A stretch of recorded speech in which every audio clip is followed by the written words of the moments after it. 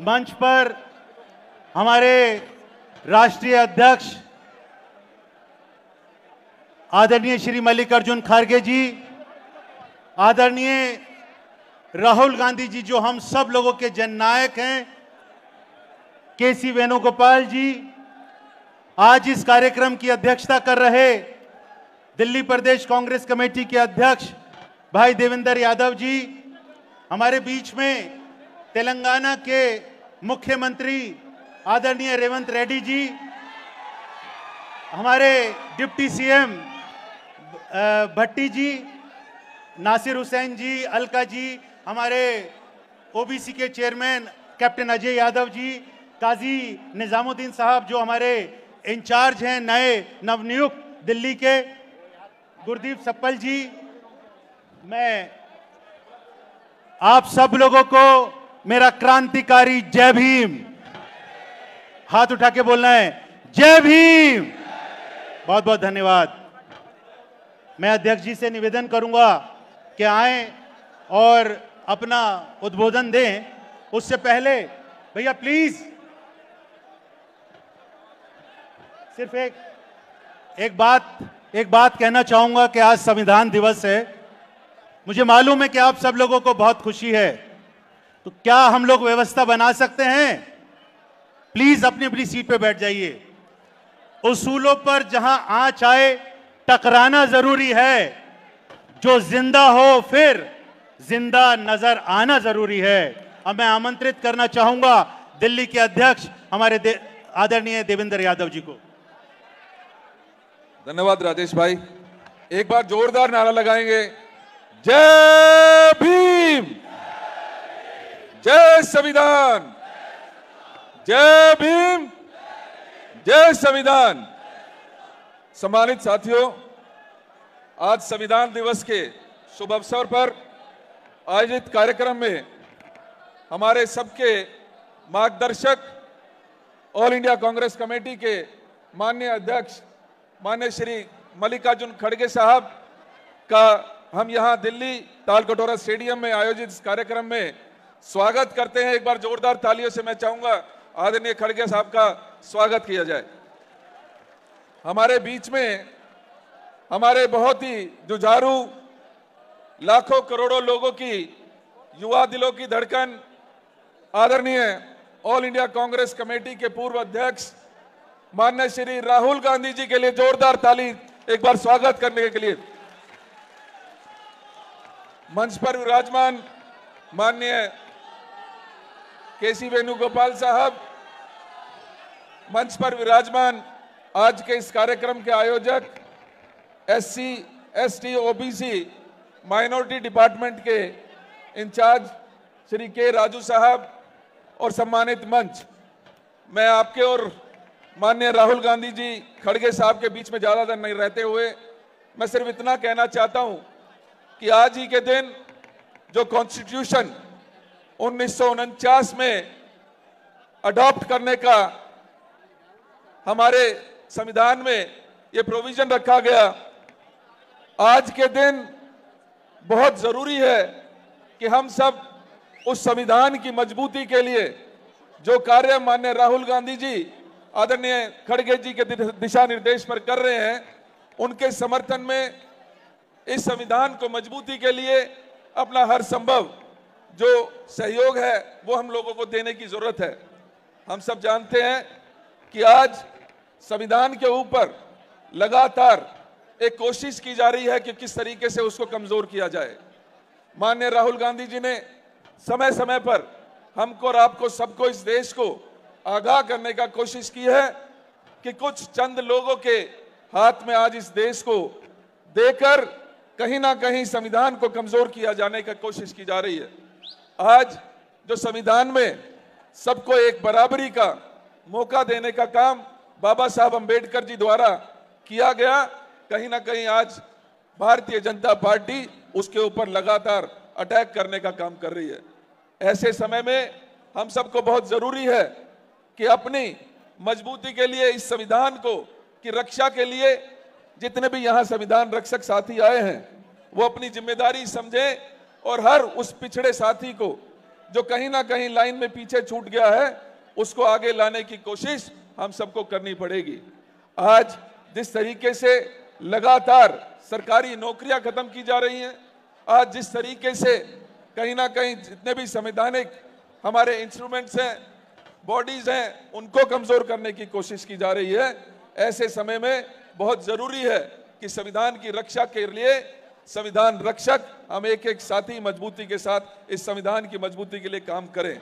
मैं आप सभी का बहुत बहुत धन्यवाद करता हूं और इस कार्यक्रम के लिए भाई आदरणीय राजू जी और सभी डिपार्टमेंट्स के हेड्स को बहुत बहुत मुबारकबाद देता हूं। धन्यवाद। जय हिंद, जय भारत, जय भीम।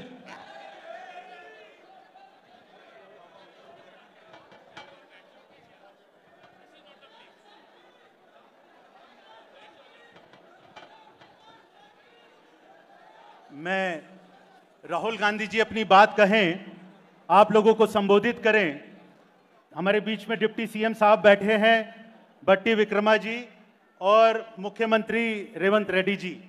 मैं रेवंत रेड्डी जी से निवेदन करूंगा कि सिर्फ 5 मिनट में जो आपने एक ऐतिहासिक फैसला किया तेलंगाना में, जो राहुल गांधी जी बात कहते हैं कि जिसकी जितनी जनसंख्या भारी उतनी उसकी हिस्सेदारी, उसको क्रियान्वित करने का काम जो तेलंगाना सरकार ने एक ऐतिहासिक किया है और राहुल गांधी जी से मार्गदर्शन लेकर जो हमने वहां पर कास्ट सर्वे शुरू करवाया है और जो जल्दी शुरू होगा, उसके लिए मैं आमंत्रित करना चाहूंगा, आपको बधाई देना चाहूंगा, आमंत्रित करना चाहूंगा कि लोगों को संबोधित करें। और साथियों से निवेदन, प्लीज ये नारा नहीं लगाएं। रेवंत रेड्डी जी।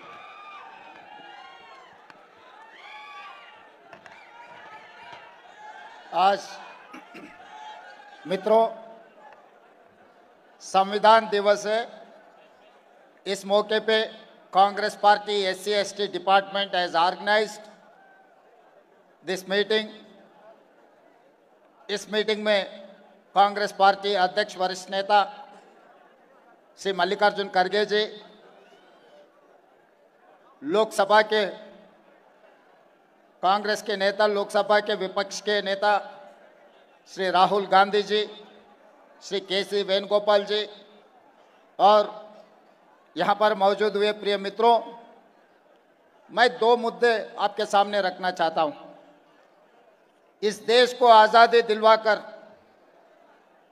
पंडित जवाहरलाल नेहरू जी, डॉक्टर बाबा साहेब अम्बेडकर जी, श्रीमती इंदिरा गांधी जी SC/ST रिजर्वेशन से लेकर इस देश 140 करोड़ जनता को संविधान देकर गरीब से गरीब को भी वोट देने का हक दिया हुआ है। एजुकेशन से लेकर एम्प्लॉयमेंट तक SC/ST रिजर्वेशन के साथ साथ किसानों के लिए एग्रीकल्चर सीलिंग एक्ट ले आकर हर गरीब को जमीन देके उनका ईमानदारी और उनका इज्जत बढ़ाने के लिए कोशिश की। That is 1.0 they have given. Nehru ji, doctor Baba Saheb Ambedkar ji, Indira ji, 1.0 social justice ने दिया हुआ है। उसके बाद राजीव गांधी जी से लेकर PV नरसिंह राव तक संविधान में जो OBC रिजर्वेशन मंडल कमीशन देखकर मंडल कमीशन लागू किए और महिलाओं को लोकल बॉडी रिजर्वेशन, उनके साथ साथ यूनिवर्सिटीज़ में IIT IIM में भी रिजर्वेशन देकर जितना SC/ST OBC लोगों के लिए और महिलाओं के लिए रिजर्वेशन देकर 2.0 सोशल जस्टिस ने किए। अभी श्रीमती सोनिया गांधी जी, मल्लिकार्जुन खड़गे जी, श्री राहुल गांधी जी कास्ट सेंसस लेकर कन्याकुमारी से लेकर कश्मीर तक 150 डेज 4000 किलोमीटर पैदल चलकर गांव-गांव में गरीब से लेकर किसान तक, विद्यार्थी से लेकर निरुद्योग युवता तक राहुल जी ने सबसे मिलकर ये फैसला किया। अभी ये समाज को एक्सरे निकालना है, वो एक्सरे नहीं है Rahul ji, this is mega health checkup for society. आप जो डिसीजन लिया हुआ है ये कास्ट सेंसस, ये mega health checkup for society, क्योंकि जितना आबादी है उतना हिस्सेदारी बनाना है तो ये caste census is must. This is 3.0 social justice. हम आपके सिपाही होकर तेलंगाना राज्य में आप जो वादा किया था भारत जोड़ो यात्रा में, हम लागू कर रहे हैं। आज के तारीख में अभी आने से पहले हम हमारे चीफ सेक्रेटरी हमारे ऑफिसर से मैं पता किया, तेलंगाना में कास्ट सेंसस 92% हो चुका है, परफेक्ट। इस देश को एक संदेश हम लोग देना चाहता है कि आपके नेतृत्व में आप जो वादा किया था हमारे जनता को, इस देश को, वो वादा निभाने में तेलंगाना पहले कदम आगे रखा। वो ये कदम आने वाले दिनों में इस देश में इतना सोशल जस्टिस, इतना 140 करोड़ लोगों को एक सोशल जस्टिस देने वाले हैं, वो काम में हम लोग लागू है। जो राहुल गांधी जी ने देने के लिए वादा किया था 33.0 सोशल जस्टिस, ये social justice education, employment and ये पब्लिक के जो एस्पिरेशंस है, ये सब सारे एस्पिरेशंस अगर लागू करना है तो ये कास्ट सेंसस करना जरूरी है।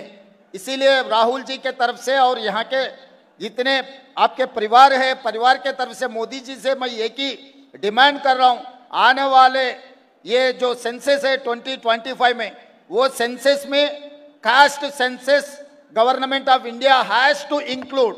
अगर वो नहीं किए तो राहुल गांधी जी ने लोकसभा में मोदी जी को किसी हाल ये काम करने के लिए मजबूरी कर देंगे। राहुल जी के नेतृत्व में जो भी कदम उठाएंगे हम राहुल जी के साथ रहेंगे। सोशल जस्टिस देना, इस देश में दो ही परिवार है, एक परिवार मोदी जी परिवार, दूसरे परिवार महात्मा गांधी जी के परिवार। एक परिवार ने ये कोशिश कर रहा है संविधान को बदलने के लिए, दूसरे परिवार ने ये कोशिश कर रहा है संविधान को बचाने के लिए। जो संविधान बचाने के परिवार है वो परिवार के साथ हम है, वो परिवार है गांधी परिवार। इसीलिए इस देश जनता को मेरा एक ही गुजारिश है, जो संविधान बचाने के लिए जो परिवार कोशिश कर रहा है वो परिवार के साथ हम लोग सब खड़ा रहना है। नहीं तो संविधान बदलने वाले का परिवार अगर इस देश में उनका हिडन एजेंडा अगर लागू किए तो इस देश में संविधान को कोई बचाने वाले नहीं रहेगा। इसीलिए राहुल जी आप लड़ो, हम लोग आपके साथ में हैं। लोकसभा में जैसा किसान के खिलाफ काला कानून मोदी जी लागू करने के लिए कोशिश किए तो आप लड़कर किसान काला कानून वापस लिए और इस देश किसानों से माफी मांगा। इसी तरह से मोदी जी को किसी हाल कॉन्स्टिट्यूशन ये कास्ट सेंसस करने के लिए उनके खिलाफ लड़ना है। हम लोग आपके साथ में रहेंगे। आने वाले दिनों में 2025 जो सेंसस है उसमें कास्ट सेंसस लागू करना है, तब तक हम लोग आपके साथ में रहेंगे, सब लोग आपके साथ में रहेंगे, मोदी जी से लड़ते रहेंगे। धन्यवाद मित्रों।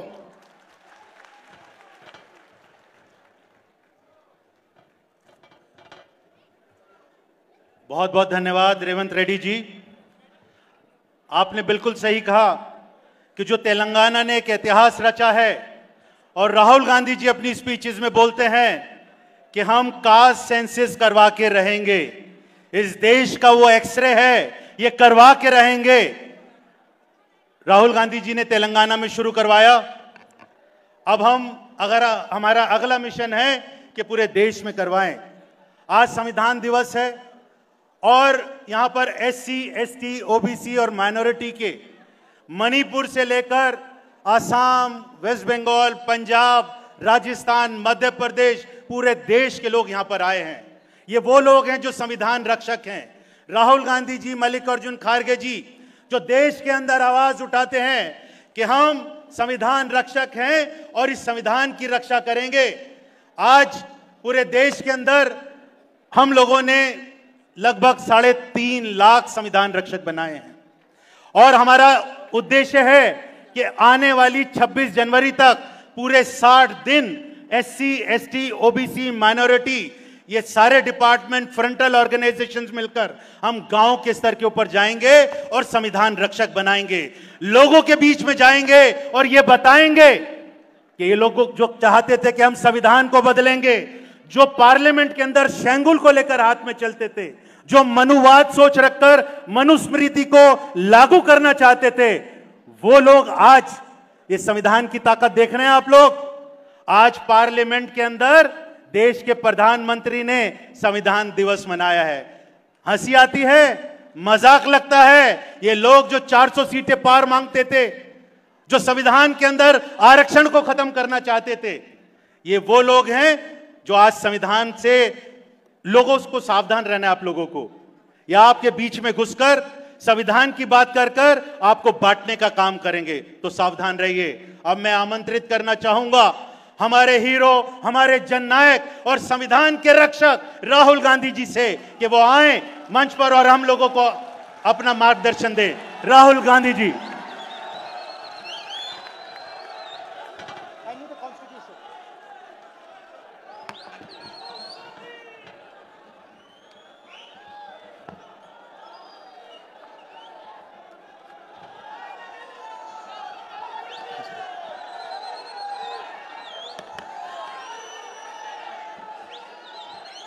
खारगे जी, केसी वेणुगोपाल जी, तेलंगाना के chief minister, deputy chief minister Raju ji, stage पे कांग्रेस पार्टी के वरिष्ठ नेता,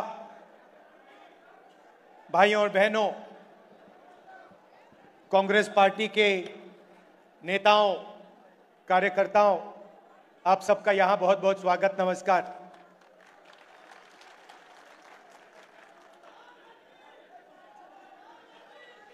नरेंद्र मोदी जी और बीजेपी की सरकार ने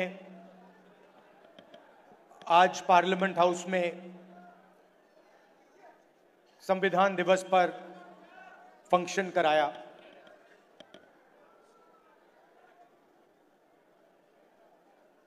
ये हिंदुस्तान का संविधान है।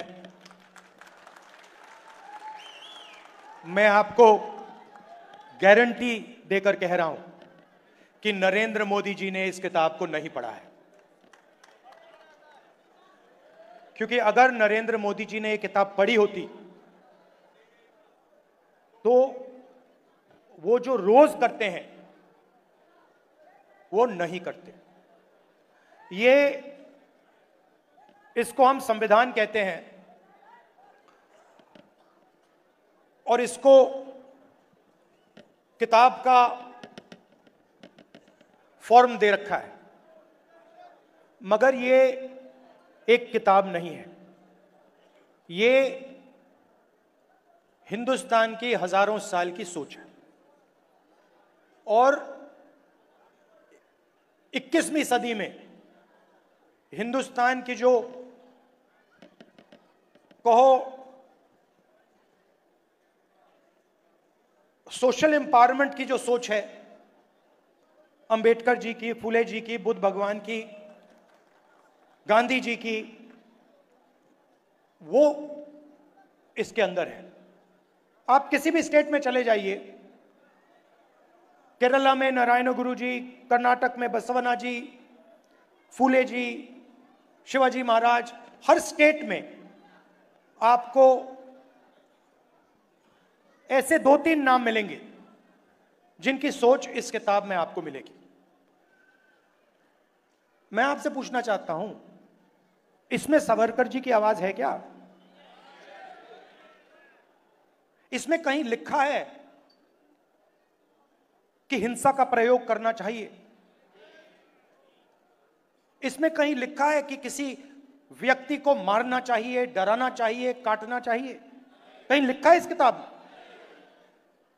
इस किताब में लिखा है कि झूठ का प्रयोग कर कर सरकार चलानी चाहिए? मुझे दिखा दो कहां लिखा है इसमें। तो यह सत्य और अहिंसा की किताब है। सिंपल सी बात है, यह हिंदुस्तान का सत्य है और यह अहिंसा का रास्ता दिखाता है।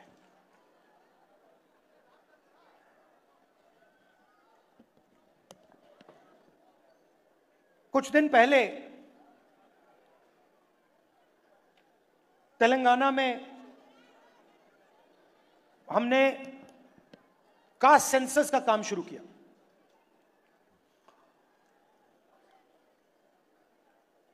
और वो ब्यूरोक्रेटिक एक्सरसाइज नहीं है। पहली बार कास्ट सेंसस को तेलंगाना में जनता की एक्सरसाइज बना दिया गया है। जो सवाल पूछे जा रहे हैं वो बंद कमरे में 10-15 लोग नहीं चुन रहे हैं, वो लाखों लोग, उसमें दलित, आदिवासी, पिछड़े वर्ग के लोग, गरीब जनरल कास्ट के लोग, माइनॉरिटी के लोग, सब लोग हैं। और तेलंगाना की जनता ने सेंसस डिजाइन किया है। ऐतिहासिक कदम है।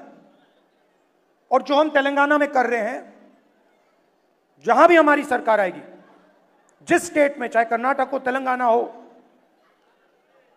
और आने वाले समय में जहां भी हमारी सरकार आएगी, हम उसी प्रकार से जाति जनगणना को करेंगे।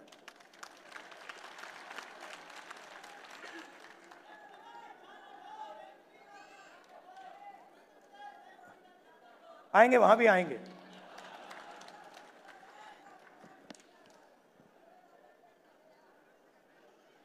जाति जनगणना क्यों?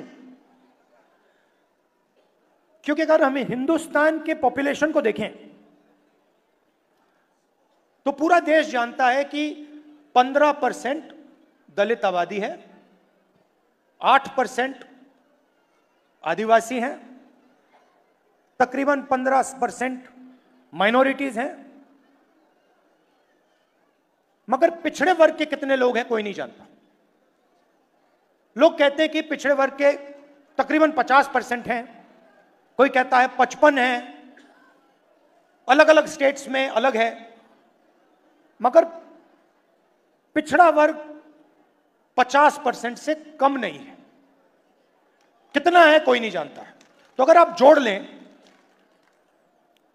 50% पिछड़ा वर्ग हो गया, 15% दलित, तकरीबन 8% आदिवासी, 15% माइनॉरिटी, तो तकरीबन 90% हिंदुस्तान की आबादी इन वर्गों में से आती है। उसमें आप 5%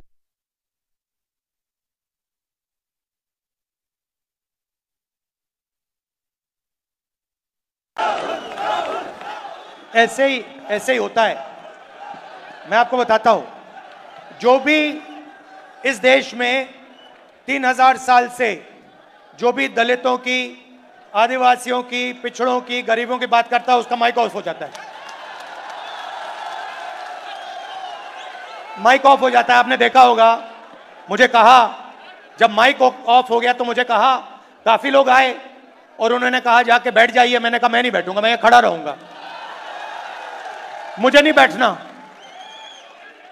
माइक जितना ऑफ करना है करो, मुझे जो बोलना है मैं बोलूंगा। यहां रोहित वेमुला जी की फोटो है पीछे, यहां पे ये बोलना चाहते थे, इनकी आवाज छीन ली गई। और हर रोज हिंदुस्तान में आदिवासी युवा, दलित युवा, पिछड़े वर्ग का युवा सपना देखता है, मैं इंजीनियर बनूं, मैं डॉक्टर बनूं, मैं लॉयर बनूं, मैं मीडिया में जाऊं, मैं आईएएस ऑफिसर बनूं। मगर सच्चाई यह है कि इस देश का पूरा सिस्टम पिछड़ों, दलितों और आदिवासियों के खिलाफ खड़ा हुआ है। यह सच्चाई है। क्योंकि अगर नहीं होता तो मीडिया में हमें ओबीसी वर्ग के, दलित वर्ग के, पिछड़े वर्ग के युवा दिखते, एंकर दिखते, मालिक दिखते। 200 बड़ी कंपनियां हैं, अदानी जी, अंबानी जी, टाटा, बिरला। इन कंपनीज में दलित, आदिवासी, पिछड़े लोग हमें मैनेजमेंट में दिखते, मालिकों की लिस्ट में दिखते। मगर नहीं, आपको हिंदुस्तान की 200 सबसे बड़ी कंपनियों की मालिकों की लिस्ट में एक ओबीसी नहीं मिलेगा, एक दलित नहीं मिलेगा, एक पिछड़े वर्ग का नहीं मिलेगा। सच्चाई है। तो आपको कहा जाता है, दलितों को, आदिवासियों को, पिछड़ों को कहा जाता है कि यह देश आपका है, इस देश में आपकी भागीदारी है, इस देश में आपकी प्रगति हो सकती है। मगर अगर हम डेटा को देखें तो यह बिल्कुल झूठ साबित होता है। डेटा दिखाता है कि 90 लोग हिंदुस्तान की सरकार को चलाते हैं, बजट बांटते हैं, 90 में से 3 दलित, 3 ओबीसी, 1 आदिवासी। 100 रुपए में से 5 रुपए ओबीसी वर्ग निर्णय लेता है। 100 में से 5, आपकी आबादी 50%, भागीदारी 100 में से 5। दलित भागीदारी 15%, आबादी 15%, भागीदारी 100 रुपए में से 1 रुपया। आदिवासी 8% आबादी, भागीदारी 100 रुपए में से 10 पैसा। आपके सामने दीवार खड़ी हुई है और आप जानते हो, और आप इस बात को गहराई से समझते हो। समझते हो नहीं समझते हो? यस सर, समझते हो ना ठीक से कि आपके सामने दीवार खड़ी है और उस दीवार को नरेंद्र मोदी और आरएसएस मजबूत करते जा रहे हैं। जहां भी उनको अपॉर्चुनिटी मिलती है वो दीवार में सीमेंट डाल देते हैं। पहले पब्लिक सेक्टर हुआ करता था, उसको निकाल दिया, सारा का सारा प्राइवेटाइज कर दिया, दीवार मजबूत की। पहले सरकारी स्कूल हुआ करते थे, सरकारी अस्पताल हुआ करते थे, सारे के सारे हटा दिए। आज दलित को, आदिवासी को, पिछड़े वर्ग के किसान को कोई भी इलाज की जरूरत हो, लाखों रुपए आपके जेब में से निकलते हैं। निकलते नहीं निकलते? और कहां जाते हैं? आपकी जेब में जाते हैं क्या? पिछड़ों की जेब में जाते हैं? दलितों की जेब में जाते हैं? आदिवासियों की जेब में जाते हैं? नहीं, 25 अरबपतियों की जेब में जाते हैं। उन 25 अरबपतियों में मुझे दलित नाम बता दो, आदिवासी नाम बता दो, पिछड़े वर्ग का नाम बता दो। मैं खड़ा हूं, बता दो, एक नाम बता दो। अदानी आदिवासी है क्या? दलित है, पिछड़े वर्ग का है। अंबानी आदिवासी है क्या? दलित है, पिछड़े वर्ग का है। टाटा, बिरला, ये आदिवासी हैं, दलित है, पिछड़े वर्ग के को नहीं। तो सारा का सारा आपका धन आपके जेब में से निकालकर उनके ओर जा रहा है। और उसमें मैं कहना चाहता हूं 5%, 7% बेचारे जनरल कास्ट के गरीब लोग भी शामिल हैं। उनको भी कुछ नहीं मिलता, खोखले सपने दिए जाते हैं। 24 घंटा मैं 20 साल से देख रहा हूं, 24 घंटा आपको बताया जाता है कि आपको जगह है, आपकी जगह है, आपको जगह मिलेगी, मगर नहीं। और हो क्या रहा है? आस्ते आस्ते दीवार मजबूत होती जा रही है। पहले यूपीए की सरकार थी, मनरेगा दिया, जमीन का अधिकार दिया, भोजन का अधिकार दिया, पैसा कानून दिया। वो दीवार को कमजोर करने के तरीके थे। आज मैं देखता हूं तो मैं कह सकता हूं कि जिस प्रकार से हमें दीवार को कमजोर करना था, हमने नहीं किया, यूपीए सरकार ने नहीं किया। जिस मजबूती से हमने करना था, हमने नहीं किया, मगर हम दीवार को तोड़ने की कोशिश करते थे।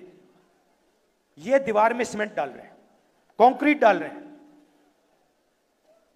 फाउंडेशन दे रहे हैं दीवार का। इसीलिए जाति जनगणना की जरूरत है।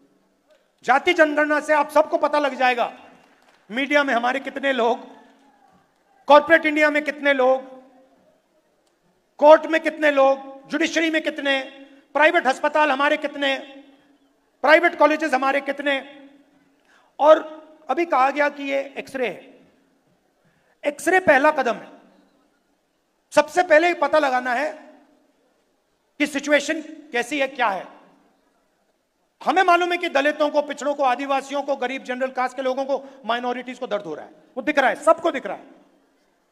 तो सबसे पहले पता लगाना है फ्रैक्चर कहां है, चोट कहां लगी है, कंपाउंड फ्रैक्चर है, सिंपल फ्रैक्चर, ये पहले लगाना पता। और उसके बाद जाति जनगणना से डेटा मिलेगा। 21वीं सदी है। जो पहले तेल को ब्लैक गोल्ड कहा जाता था। 21वीं सदी का तेल डेटा है और हम दलितों के बारे में, आदिवासियों के बारे में, पिछड़े वर्ग के बारे में डेटा चाहते हैं। और जिस दिन हमारी सरकार के हाथ में ये डेटा आ जाएगा, उस दिन पूरा का पूरा जो विकास का पैराडाइम है, विकास को करने का तरीका है, विकास के बारे में सोचने का तरीका है, वो बिल्कुल बदल जाएगा। ये विकास की जो सोच है, कि जो अप्रोच है, उसका फाउंडेशन बनेगा। तेलंगाना में हमने काम शुरू कर दिया है और आप देखना जब तेलंगाना में रिजल्ट आएंगे, जाति जनगणना का रिजल्ट आएंगे, तो हमारी पॉलिसी जाति जनगणना के डेटा के बेसिस पे बनेगी। और इससे बीजेपी डरती है। बीजेपी चाहती है कि 4-5% लोग अरबपति और 4-5% लोग हिंदुस्तान को कंट्रोल में रखें। और ये जो इन्होंने कंट्रोल कर रखा है, जो इसको ये खत्म करने की कोशिश कर रहे हैं, इस कंट्रोल को तोड़ने के 2 तरीके हैं। एक जाति जनगणना और दूसरा रिजर्वेशन को 50% से ज्यादा करना। तो इसमें हम लगे हुए हैं। तेलंगाना में हमने किया, कर्नाटक में किया, और जहां भी हमारी सरकार आएगी, हम दलित, आदिवासी, पिछड़े वर्ग, गरीब, जनरल कास्ट, माइनॉरिटीज का डेटा निकालेंगे और पता लगाएंगे कि विकास में उनकी क्या हिस्सेदारी है, हिंदुस्तान के फ्यूचर में उनकी क्या भागीदारी है, क्या भागीदारी होनी चाहिए। यह हमारा लक्ष्य। और मैं आपको बता रहा हूं, बीजेपी कुछ भी कर ले, आरएसएस कुछ भी कर ले, जाति जनगणना और 50% का जो रिजर्वेशन का बैरियर है, इन दोनों को हम खत्म करके देंगे नेशनल लेवल पे। मैं आपको कह रहा हूं, मैंने लोकसभा में कहा है, मैंने वायदा किया है, वहां पे इस कॉन्स्टिट्यूशन पे वायदा किया है कि जाति जनगणना को हम इसी लोकसभा में पास करके दिखाएंगे। क्यों? क्योंकि हम ये जो संविधान है, इसकी सोच की रक्षा करना चाहते हैं। हम चाहते हैं कि जो इसमें लिखा है कि हिंदुस्तान के सब लोग एक समान हैं, 1 मैन 1 वोट, इक्वालिटी, फ्रेटर्निटी, उसके लिए हम लड़ रहे हैं और यह काम हम पूरा करके आपको देंगे। मैं चाहता हूं, यहां आपने मीटिंग की, मैं चाहता हूं कि जाति जनगणना का जो मैसेज है और 50% रिजर्वेशन का जो मैसेज है, आप सब हिंदुस्तान के गांव-गांव में, हर शहर में, हर सड़क में आप जाके फैलाओ। जहां भी आप जाओ, आपका एक ही मैसेज होना चाहिए, इस देश में 90% लोगों के साथ अन्याय हो रहा है, रोज हो रहा है, हर रोज हो रहा है, हर मिनट हो रहा है। और अन्याय को खत्म करने का तरीका जाति जनगणना और रिजर्वेशन को 50% से आगे बढ़ाना है। धन्यवाद।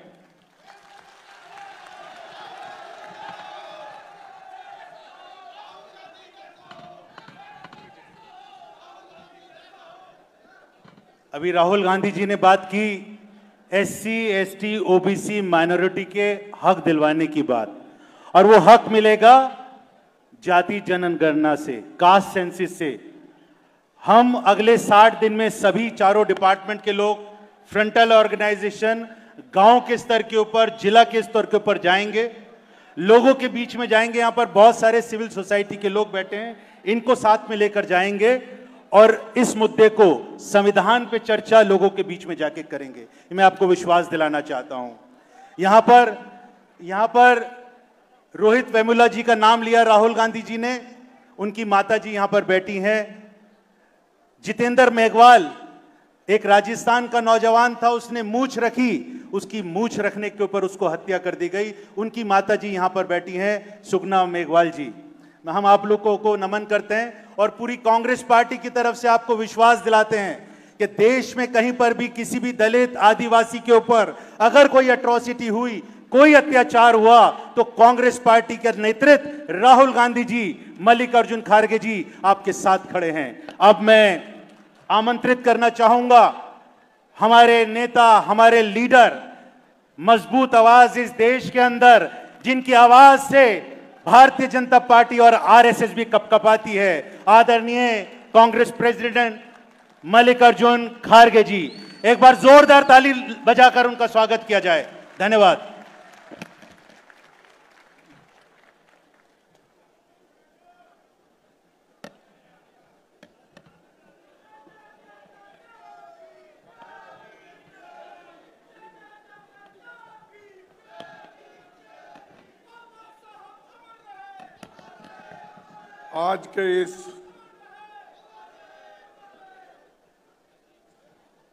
आज के इस संविधान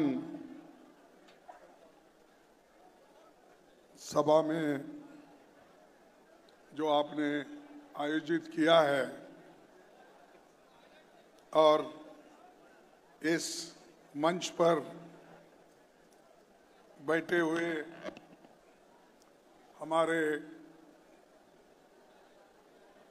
अपोजिशन पार्टी के नेता और हम सबके चाहते राहुल गांधी जी,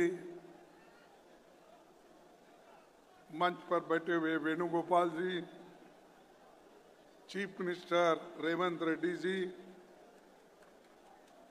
मल्लू विक्रमा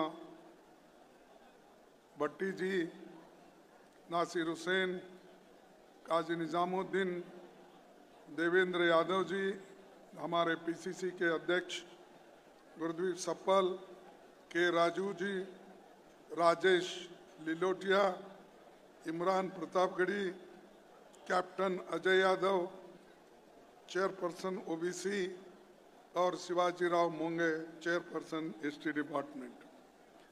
इतने सारे लोग मंच पर बैठे हैं और इस काम के लिए वो रात दिन संविधान रक्षक अभियान के कार्यक्रम में वो अपना योगदान दे रहे हैं। साथियों, ये संविधान यूं ही ऐसा नहीं बना। मैं आपको चंद बातें संविधान के बारे में बताऊंगा, थोड़ा सा समय लगेगा, इसीलिए पहले तो हम जानना पड़ेगा कितनी मेहनत संविधान बनाने के लिए, तैयार करने के लिए कांग्रेस पार्टी ने अपना समय दिया और इसको बनाने के लिए डॉक्टर बाबा साहब अंबेडकर ने किस ढंग से उन्होंने अपना योगदान दिया, ये समझना इसलिए जरूरी है कि बहुत से लोग ये समझते हैं कि संविधान बड़े आसानी से बना है। संविधान आसानी से नहीं बना। संविधान एक कॉन्स्टिट्यूंट असेंबली में जो लोग थे वो रात दिन चर्चा करके हर क्लॉज बाय क्लॉज उसके ऊपर चर्चा करने के बाद बाबा साहब अंबेडकर हर क्लॉज का उत्तर देते गए, तब यह संविधान अच्छा बना। लेकिन इतने अच्छे बनने के बाद चंद लोग संविधान की तारीफ तो करते हैं और संविधान की तारीफ ऊपर करते हैं, उसको नमन करते हैं और इतनी भाव भक्ति बाहर दिखाते हैं, उतना ही संविधान को वो अंदर से काट दे रहे हैं। कि 18वीं लोकसभा का चुनाव संविधान को बचाने के लिए राहुल गांधी जी के नेतृत्व में चला और सबसे कामयाबी हमको जो मिली इस संविधान बचाने के लिए, उनका एक भारत जोड़ो यात्रा और दूसरा लोकतंत्र को बचाने के लिए सभी SC, STs, backwards, minorities, intellectuals, ये सब आगे आ गए।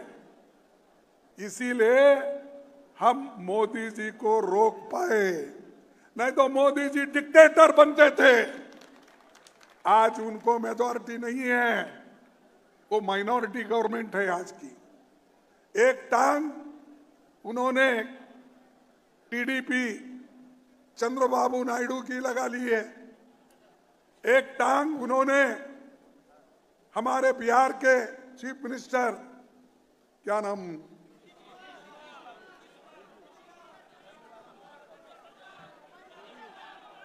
तो उनकी टांग लगा लिए है।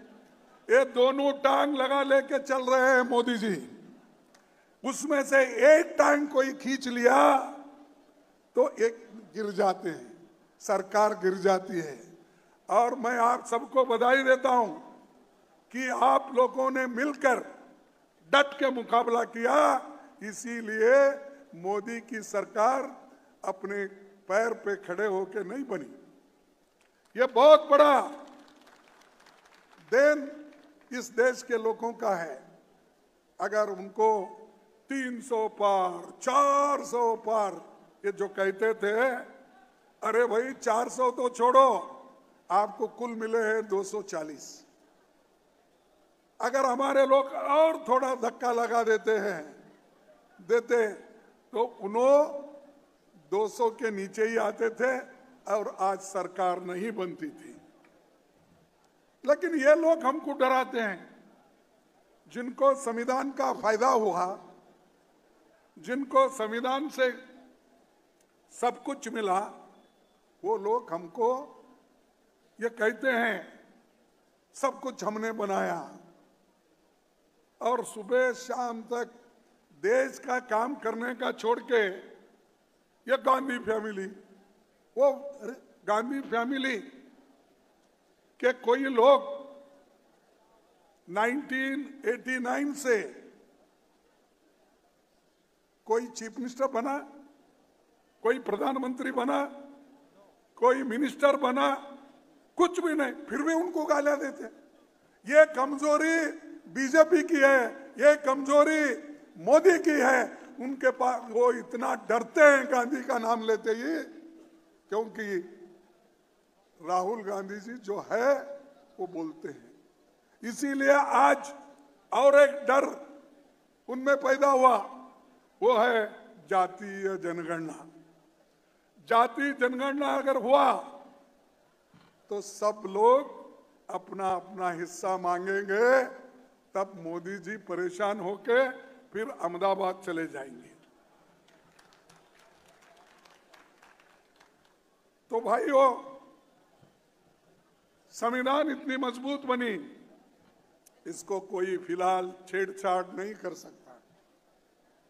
और अगर कोई छूने गया तो निश्चित रूप से वो कहीं अधिकार में भी नहीं रहेंगे, वो लोगों से दूर हो जाएंगे। और संविधान सभा ने इतनी मजबूती के साथ ये संविधान बनाई, जिसमें स्वतंत्रता, समानता, न्याय, मानवीय गरिमा, लोकतंत्र के मूल्य है। वे आजादी के लड़ाई में लड़ रहे थे। आज जो संविधान कमजोर कर रहे हैं, इनके पुरखे अंग्रेजी पुलिस के इन्फॉर्मर थे। ये लड़ाई तो नहीं लड़े, आजादी की लड़ाई नहीं लड़े, ये सिर्फ सरकारी नौकरी ढूंढते हुए फिर रहे थे। सब वही ठीक है भाई, मैं मेरी भाषा में बोल रहा हूं, तुम तुम्हारी भाषा में बोल रहे, तो फिर रहे थे। कोई क्लर्क की नौकरी ढूंढ रहा था, कोई पुलिस की नौकरी ढूंढ रहा था, चंद लोग आर्मी में जाकर वहां पर वो लोग ब्रिटिश को मदद करना चाहते थे, तो इनका काम सिर्फ ब्रिटिश को मदद करना था और कांग्रेस के लोगों को देश के आजादी के लिए लड़ते हुए रास्ते पे उतरे थे। यह हमारा देन है, यह हम आजादी के लिए लड़े और आजादी हासिल की। और जो आदमी आजादी के लिए लड़ा उसके ऊपर गोली चलाने वाले कौन कौन है? महात्मा गांधी जी के सीने में गोली मारने वाले लोग कौन है? अरे ये लोग, और ये लोग बोलते हैं कि संविधान को नमन करते हैं और हमने आजादी, एकता, क्या क्या की भाषा बोलते हैं। अरे भाई, अगर आप सही देश में एकता चाहते हैं तो आप मिल के काम करो, प्रेम से काम करो, नफरत छोड़ो। जैसा कि राहुल जी ने कहा था कि नफरत के बाजार में मोहब्बत की दुकान, अरे वो करो।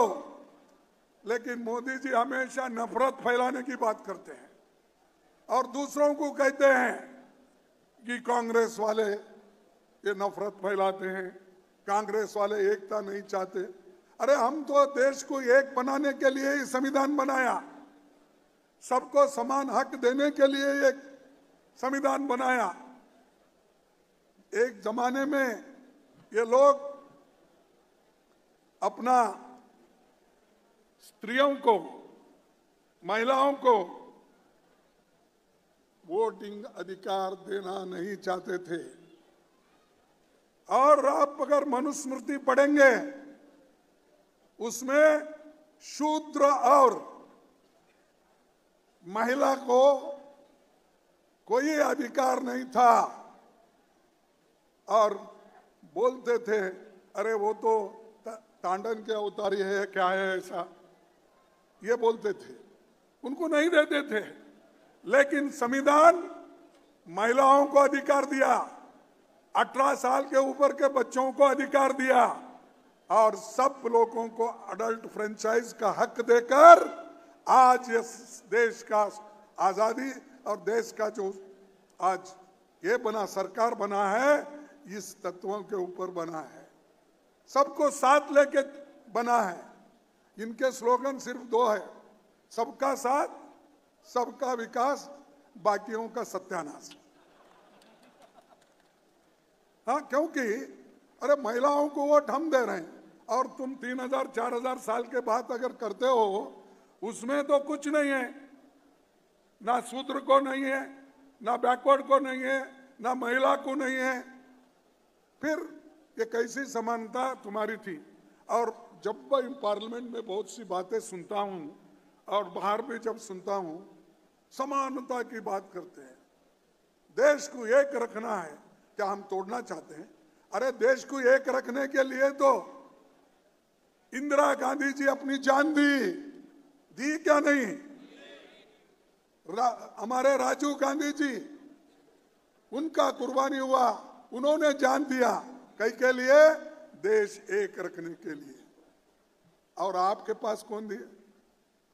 आपके बीजेपी में और आपके जो लोग हैं आरएसएस के, ये लोग देश के लिए इनकी कुछ देर नहीं है और देश के लिए इनके घर में एक छोटा सा कोई, मैं अगर बोलूं तो वही बहुत बड़ा बात हो जाएगा, कोई मरा भी नहीं है, देश के लिए कोई मरा नहीं है। अरे यहां तो लाखों लोग सड़क पर आकर गोलियां खाए, अपना घर छोड़े, बीवी बच्चों को छोड़ के आकर आजादी के लिए लड़े, और आप जो कुर्सी पे बैठे ना, वो हमारी देन है, हम और हमारे संविधान की। और हमको ही बोलते हो कि क्या किया कांग्रेस ने, पहले 70 साल में क्या किया बोलते थे, हम छोड़ दिए, 55 साल में क्या किए ये बात बोलते हैं। अरे हमने तो बहुत कुछ किया, तुम आए लूट के खा रहे हो, अदानी अंबानी ऐसे लोगों को दे रहे हो, और ये लोग कभी देश के लिए सोचे नहीं, सिर्फ मोदी उनके लिए सोचे, मोदी उनके लिए सोचे, उन्होंने मोदी के लिए सोचे। ये बात मैं इसलिए कह रहा हूं कि परसों के चुनाव में अदानी का बहुत बड़ा हाथ था महाराष्ट्र में उधर, क्योंकि संपत्ति इतनी जमाई उन्होंने, जमाई बोलने के बजाय मैं ये बोलूंगा संपत्ति मोदी जी ने उनको इतना दिया है वो उसको हजम नहीं हो रहा, वो इलेक्शन में बांट रहा है बीजेपी की तरफ से। इसीलिए भाइयों, इनको कोई कॉन्स्टिट्यूशन वैल्यूज नहीं, ये इनके पास इंस्टीट्यूशनल इंटीग्रिटी नहीं है, फेडरल कैरेक्टर नहीं है, और जो भी कुछ संविधान में बाबा साहब ने किया और जो कॉन्स्टिट्यूंट असेंबली के मेंबरों ने किया वो एक एक करके तोड़ रहे हैं। मैं एक बात बताता हूं, सब लोग मानते हैं, मैं ये कहने में थोड़े वैचारिक डिफरेंसेस हो सकते हैं, फिर भी उस वक्त डॉक्टर राधाकृष्णन ने एक बात की, क्या की, मैं इसको जरा पढ़ के बता दूं। संविधान को इस महान देश में बसने वाले सभी समुदाय के अधिकारों का सम्मान करना होगा, चाहे हिंदू हो या मुसलमान, राजा हो या किसान। हमारी वंश परंपरा प्रमाणित करती है कि हमारी राष्ट्रीयता एक है, जीवन पद्धति एक है, हमारी एक ही संस्कृति है जो हिंदू मुसलमानों दोनों में ही है। उसी तरह जिस तरह गंगा का जल और हिमालय की बर्फ इस देश में घुली है, सम्राट अशोक ने अपने राज्य को भिन्न भिन्न धर्म और जाति में बटा देखा तो उन्होंने कहा था अशोक ने कि समवाय एवं साधु का आदेश दिया, यानी एकता ही सर्वोत्तम वस्तु है। ये सम्राट अशोक ने दिया, पटना से लेकर अपने कई देशों अफगानिस्तान तक सब जगह। और ये लोग एक है तो सेफ है, और दूसरा कोई बोलता है कि क्या बोलता है भाई, एक तोड़ना, बटेंगे तो कटेंगे। किसके लिए भाई, कौन बांट रहा है देश? अरे देश के लिए तो हम लोग तैयार है, और यहां तो एकता को काटने वाले बांटने वाले आप लोग हो, हम नहीं। हर जगह जाना, ऐसे भड़कीले भाषण करना, लोगों को मिसगाइड करना और धर्म के नाम पर वोट की बात करते हैं। लेकिन हम सिर्फ संविधान की बात करते हैं। संविधान बचा, लोकतंत्र बचा तो सब लोग बचते हैं, सिर्फ आपके कहने से नहीं। और बाबा साहब अम्बेडकर ने एक बात कही थी, मैं दो कोटेशन उनका बोलता हूं, एक यहां है और एक दूसरा आएगा। उन्होंने कहा, यदि राजनीतिक दल अपने पंथ को देश के ऊपर रखेंगे तो हमारा स्वतंत्रता एक बार फिर खतरे में पड़ जाएगी। समझे? यदि राजनीतिक दल अपने पंथ को देश से ऊपर रखेंगे तो हमारी स्वतंत्रता एक बार फिर खतरे में पड़ जाएगी और संभवतः हमेशा के लिए खत्म हो जाए। हम सभी को इस संभाव्य घटना का दृढ़ निश्चय के साथ प्रतिकार करना चाहिए। ये बाबा साहब जो अछूत उनको कहते हैं, दलित कहते हैं, उन्होंने देश के बारे में ये बात बोली। अगर आप लोग ये स्वीकार करते हैं तो हमको पाठ मत पढ़ो, तुम खुद उसका आचरण करो। तो ये लोग कहते हैं, करते हैं ये, और बाबा साहब की तस्वीर तो आप लगा रहे हैं, जब जब जरूरत होती तब लगाते हैं, हमेशा नहीं लगाते।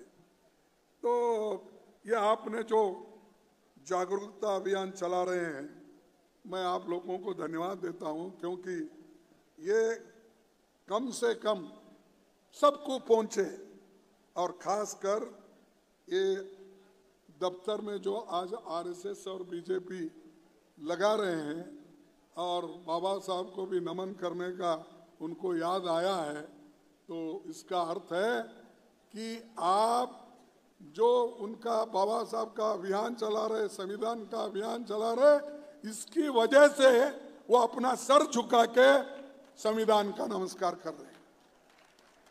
नहीं तो संविधान, बाबा साहब, उनको कुछ नहीं, सिर्फ गोलवलकर गुरुजी और आरएसएस इधर ही देखते थे वो। लेकिन आज आपने झुकाया उनको, संविधान को नमन करने के लिए आपने सिखाया, इसलिए आप लोगों को मैं धन्यवाद देता हूं। ये मोमेंट के वजह से चल रहा है।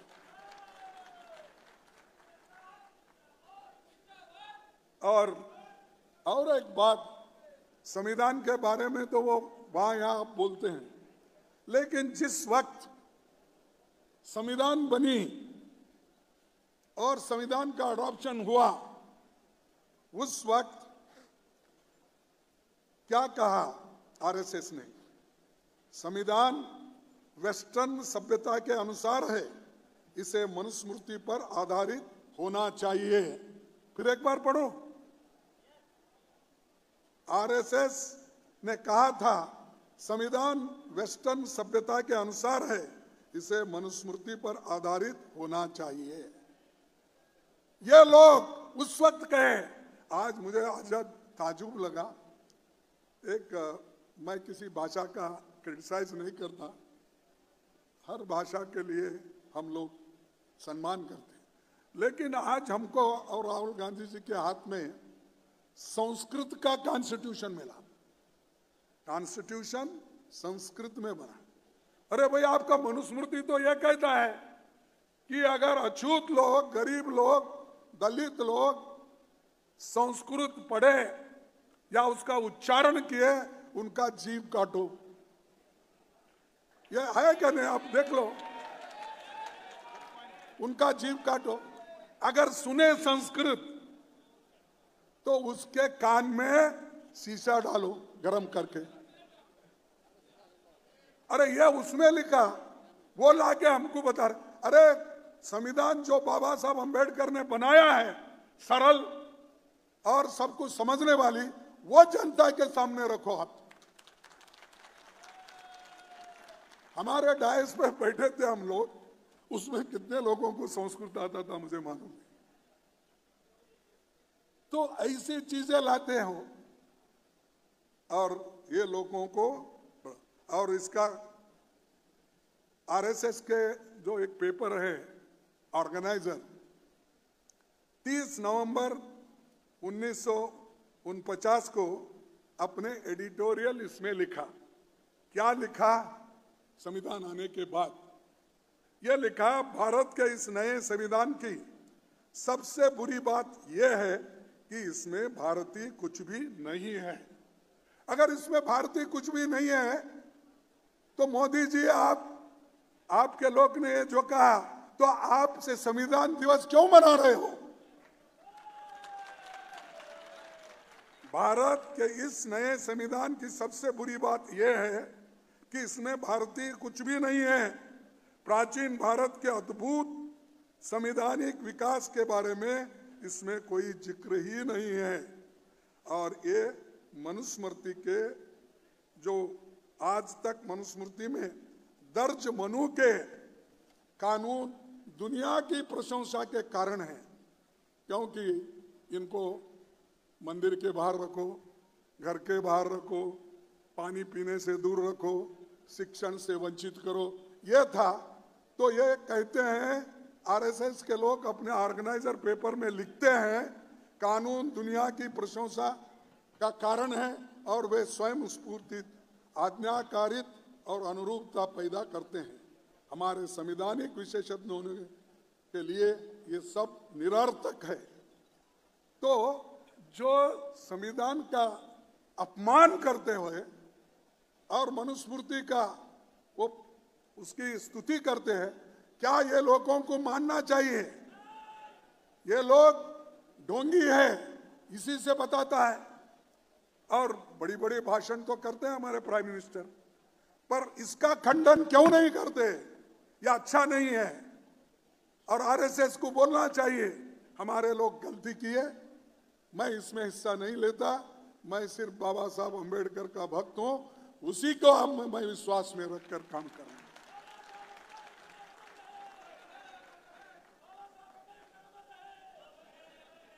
और मैं ये इसलिए बोलना पड़ रहा हमको कि बहुत से आजकल आदिवासी, दलित, पिछड़े उनके पीछे लगे। अरे भाई, छोटा मोटा कोई कंसेशन मिलता होगा, लेकिन अपने स्वाभिमान को बेचकर आप सिर्फ छोटे मोटे कंसेशन को उनके पीछे जाते हो, और उनकी मंशा ये है जो मैंने बताया। तो इसलिए दोस्तों, मैं जो कुछ हमारे संविधान में है, और संविधान की ये अपना रक्षा करना हमारा धर्म है, और उसमें डेमोक्रेटिक रिपब्लिक, उसके बाद फंडामेंटल राइट्स, इंडिपेंडेंट जुडिशरी, ये सारी चीजें हैं, फ्रीडम ऑफ रिलीजन। अब यहाँ इनके जमाने में 11 साल हुआ इनकी सरकार आके, ना फ्रीडम ऑफ स्पीच है, ना फ्रीडम ऑफ रिलीजन है, सिर्फ काटो पाटो की बातें करते हैं। और अछूतों का तो पूछो मत। कहीं मध्य प्रदेश में आदिवासी के मुंह में पेशाब करते हैं, कहीं स्त्रियों को रेप करते हैं, कहीं घोड़े पे अगर बारात निकली तो उसको उतार के खींच के मार देते हैं। और ये संविधान के रक्षक हैं, ये तो संविधान के भक्षक हैं, खत्म करना चाहते हैं। तो इसीलिए इनकी सोच है, वही सोच के मुताबिक काम करते, और ये संविधान के तहत ये काम नहीं करते। इसीलिए ये बड़ी बड़ी बातें करने वाले, इनको हम पीछे ढकलना चाहिए और आगे हम सभी लोग एक होकर आगे बढ़ना चाहिए। अब तो ऐसा है, मैं इलेक्शन के बाद नहीं करता, लेकिन मैं एक बात करूंगा, वो जरूर करूंगा, और हमारे अपोजिशन लीडर राहुल गांधी जी भी इसको मानेंगे। अरे हमारा सब जितनी भी शक्ति लगा के एससी, एसटी, ओबीसी, गरीब तबके के लोग, छोटे कम्युनिटी के लोग, ये लोग जो अपना वोट दे रहे हैं, वो वोट फजूल जा रहा है। नहीं, वो ईवीएम छोड़ दो, हमको ईवीएम पीवीएम कुछ नहीं, हमको होना बैलेट पेपर पे वोट, बस।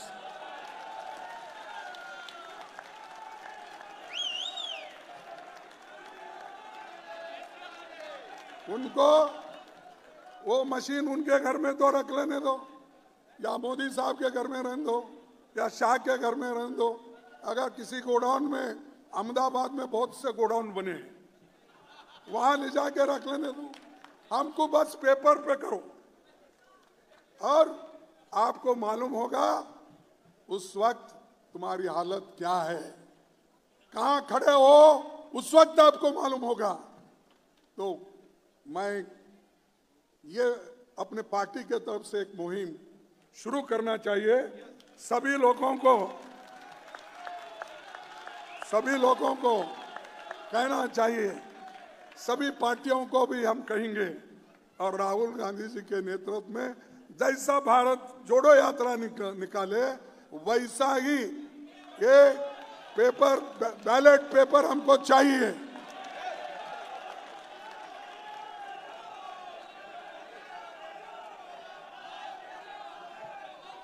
अब आखिरी 2-3 बातें मैं आपको कह के मैं खत्म करता हूं। 1-2-3 बातें इसलिए कहना पड़ रहा, आप बहुत से लोग जो संविधान बनाने वालों ने कैसा अपनी बात कॉन्स्टिट्यूंट असेंबली में रखे और उनके वजह से आज हमको जो हक मिला है तो वो सोचना जरूरी है। डॉक्टर बाबा साहब अंबेडकर ने ये कहा था, I came into the Constituent Assembly with no greater aspiration than to safeguard the interest of the scheduled caste, scheduled tribes. I had not the remotest idea that I would be called upon to undertake more responsible functions. I was therefore greatly surprised when the Assembly elected me to the drafting committee. ये बाबा साहब के word है। कौन elect किए? Constituent assembly ने elect किया, जिसमें कांग्रेस की बहुमत थी और कांग्रेस के वजह से बने। I was more than surprised when drafting committee elected me to be its chairman. There were in the drafting committee many competent people. I am grateful to the Constituent Assembly and the drafting committee for reposing in me so much trust and confidence, and to have chosen me as their instrument and given me this opportunity of serving the country. ये बाबा साहब अंबेडकर ने बोला, वहाँ एक member के नाते वो जाना चाहते थे, लेकिन उनके विचारों को देखकर उनको ड्राफ्टिंग कमेटी का चेयरमैन कांग्रेस ने बनाया। ये बोलना चाहिए, नहीं तो अकेले बाबा साहब अंबेडकर नहीं बनते थे। जो हम देवता उनको मानते हैं, वो देवता नहीं बन सकते थे, क्योंकि कांग्रेस ने सब कुछ मदद की और आज हमारा संविधान बना, और संविधान के वजह से हम सब लोग यहाँ वहाँ उधर इधर बैठ रहे हैं। अब हो सकता है जैसा कि राहुल जी ने कहा कि बड़े बड़े हुद्दों पे तो हम नहीं हैं। अब बड़े बड़े हुद्दे कब मिलते हैं? जैसा इंदिरा गांधी जी की हुकूमत आएगी, जैसा हमारे पंडित जवाहरलाल नेहरू जी की हुकूमत थी, वैसा अगर फिर से आएगा आपके नेतृत्व में, तब यह सब कुछ बनेगा, तब कुछ बनेगा। नहीं तो हम कहने से नहीं होने वाला है, इसको लाना पड़ता है और हम जरूर इसमें लाएंगे। और खास करके इस जो बातें मैं इसलिए रख रहा हूँ, आप लोगों को ये मालूम होने दो, ये बाबा साहब ने इसलिए बहुत सी बातें कॉन्स्टिट्यूंट असेंबली में रखी और उन्होंने ओपनली ये बात कही। और आगे उन्होंने कहा, the task of the drafting committee would have been a very difficult one if this Constituent Assembly has been merely a motley crowd and tessellated pavement without cement, a black stone here and a white stone there, is which each member or each group was a law unto itself. There would be nothing but a chaos.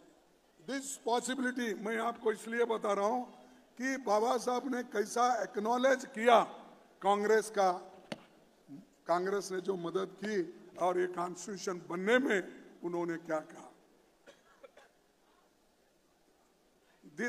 This possibility of chaos was reduced to nil by the existence of Congress party inside the assembly, which brought into its proceedings a sense of order and discipline. It is because of the discipline of Congress party that the drafting committee was able to pilot the constitution in the assembly with the sure knowledge as to the fate of each article and each amendment. The credit for the smooth sailing of the draft constitution in the assembly.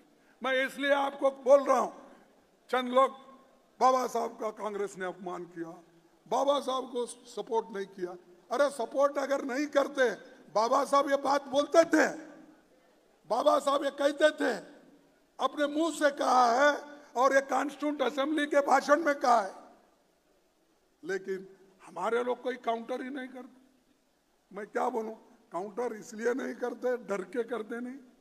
अरे तुम्हारे हकूक के लिए जिस इंसान ने अपना पूरा जिंदगी दिया, उन्होंने जो कहा उसके बारे में भी आप नहीं बोलते।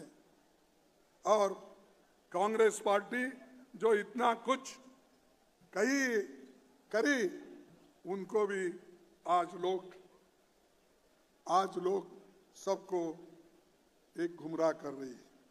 भाइयों, मैं ज़्यादा वक्त आपका लेना नहीं चाहता, क्योंकि बाबा साहब अम्बेडकर को इवन त्यागपत्र देने के बाद भी फिर उनको पार्लियामेंट में अगर किसी ने लाया, वो कांग्रेस ने लाया। डॉक्टर जय कुमार बॉम्बे के राज्यसभा मेंबर थे, उनको नेहरू जी ने कहा कि भाई डॉक्टर अंबेडकर को हमको इस सदन में लाना है, आप रिसिग्नेशन दो और आपके जगह पे डॉक्टर बाबा साहब अंबेडकर को लाएंगे। उन्होंने लाया और ये उन्होंने की। और आखिरी बात मैं कहता हूं, अरे भाई बैठो, और एक बात मैं आपसे कहना चाहता हूं लास्ट में। ये बाबा साहब ने ही कहा था, हम 26 जनवरी 1950 को एक विरोधाभास पूर्ण जीवन में प्रवेश करेंगे। अगर हमने इसे ज्यादा वक्त तक नकारा तो हम अपने राजनीतिक लोकतंत्र को खतरे में डालेंगे।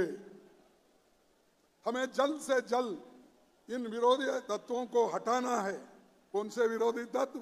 ये मोदी के विरोधी तत्व, ये आरएसएस के विरोधी तत्व, ये बीजेपी के विरोधी तत्व। इसको हटाना है तो जल्द से जल्द संविधान में जो कुछ है उसको हम अनुष्ठान में लाना, तभी इस देश में जो असमानता है वो निकल सकती है। और इस राजनीतिक लोकतंत्र को उड़ा देंगे लोग अगर हमने नहीं किया तो, जिसका इस सभा ने इतनी मेहनत से निर्माण किया है। तो मैं आपको ये कहूँगा, ये लोग हमको बोलते हैं कि माइनॉरिटी का वो ये, भाई श्याम प्रसाद मुखर्जी खुद ही मुस्लिम लीग के सरकार में मंत्री रहे। उनके 3 लोग जो मुस्लिम लीग का एक सरकार बना, उसमें भी उनके 3 लोग थे बंगाल। और ये लोग अब हमको बोलते हैं जाति के ऊपर बांटने का। ये कभी नहीं होगा। और यहाँ धर्म के नाम से कोई कटेगा नहीं, कोई बटेगा नहीं। ये हम एक रहेंगे, एक होकर इस देश के हिफाजत के लिए हम लड़ेंगे। इसलिए मैं यही कहूँगा, संविधान अच्छा है, संविधान को सुरक्षित रखना चाहिए। और बाबा साहब खुद पहले भी बोले थे। और उसी के साथ हमारे पंडित जवाहरलाल नेहरू जी, एक बात उन्होंने स्पष्ट किया था। क्या किया था? उन्होंने बोला, भारत के विभिन्न समूहों, वर्गों और व्यक्तियों के बीच बड़ी असमानता है। ऊंचे तबके के लोगों को और नीचे लोगों में बहुत फर्क है। यदि हमें जनतंत्र स्थापित करना है तो इस फर्क को न केवल पाटना होगा बल्कि उसे बहुत कम करना होगा ताकि लोकतंत्र बचे। ये सारी चीजें हैं, बहुत सी चीजें हैं, लेकिन उतना सब मैं इसी वक्त बोलना नहीं चाहता हूं, क्योंकि बहुत देर तक मैं आपका समय लिया। माफ़ी चाहता हूं। और राहुल जी को भी मैं थोड़ा सताया, क्योंकि इतने देर तक भाषण करके दूसरा में ये था। लेकिन मैं इतना ही कहूँगा कि आप सब लोग मिलकर काम करो। मैं 2 स्लोगन दूंगा आपको। आप ये बोलना चाहिए, मैं बोलूंगा आवाज दो, तुम कहना हम एक है। आवाज दो, आवाज दो, आवाज दो। जय हिंद, जय संविधान।